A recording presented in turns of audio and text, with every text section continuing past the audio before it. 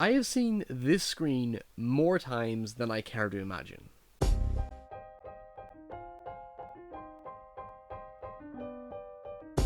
It's the simple idea of its description. Here we have a game staring you right in the face and declaring that you died. It takes you out of the illusion and addresses your failure, almost deliberately attempting to provoke you into responding as if it was an insult to your intelligence. Remember that dog from Duck Hunt? I never thought it was possible to hate a dog, but then came along a game where it openly laughed in your face than simply patronize you with the obvious. When I was a kid, I remember how frustrating a death screen was.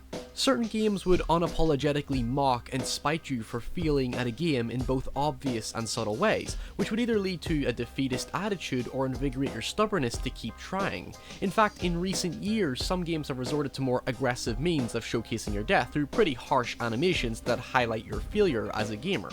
And the thing is, I kinda loved it.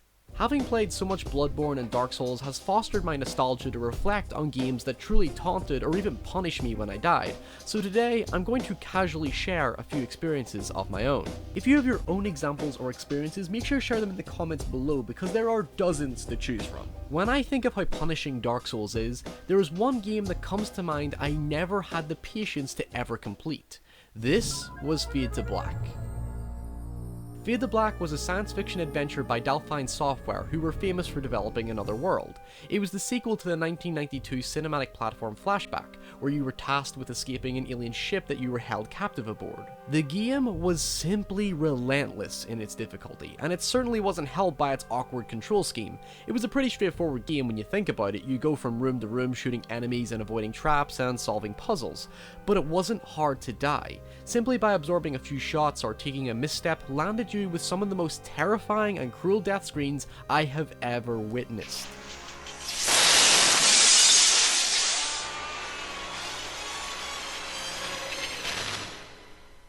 I remember I stopped playing not because it was difficult, but because the intensity of these death screens scared me too much to keep playing. Genuinely speaking, I never wanted to see these cutscenes ever again, and looking back on them now, they still pack a real punch. When I get down to the last bit of health on a boss in Dark Souls, only to get killed and then see that death screen, it's a lot more relieving than seeing this. Or this.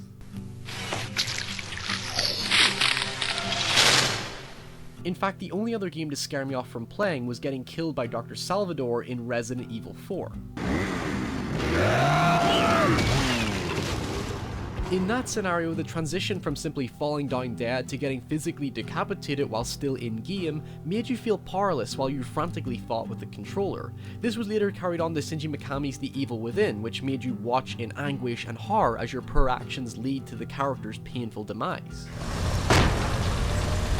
Although, when I think about it, there was something gratifying about these death screens as well.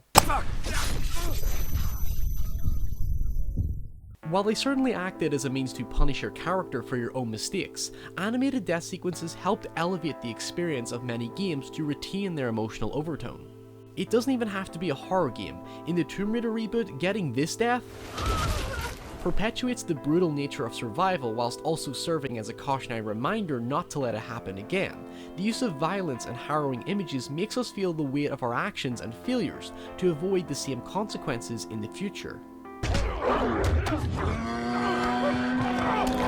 I'm going to contradict myself here and say that there is no denying how significant this was to Dead Space.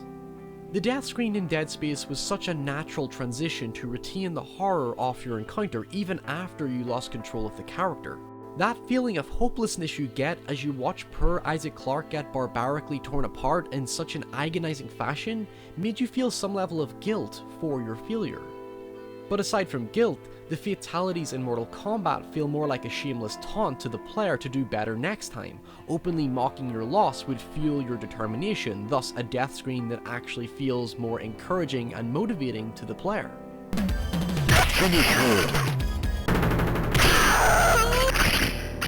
It's that spitefulness that subtly exists in all of these death screens that motivates us to keep playing, but we can't exactly reminisce on death screens without talking about the grandest one of all. Dragon's Lair, the fantasy adventure where you become a valiant knight on a quest to rescue the fair princess from the clutches of an evil dragon. I think there is no denying the legacy of Dragon's Lair. This game drove your patience and reaction time to the very limit with its severe and abrupt difficulty, and failure to respond correctly led to immediate death. It was a punishing experience, but also rewarding if you progressed to the very end, which, trust me, was incredibly difficult to get to thanks to the lack of any breathing room within the game. The constant repetition of death as Dirk annoyingly looks right at you as if to rebuke your own mistakes made you feel sorry for him, but with a very comedic sensibility that reverses the despairingly bleak overtone of Dark Souls. So those are some of my personal examples, and now I open the floor to you. What death screen really made your blood boil? In fact, what game really affected you internally when your character died?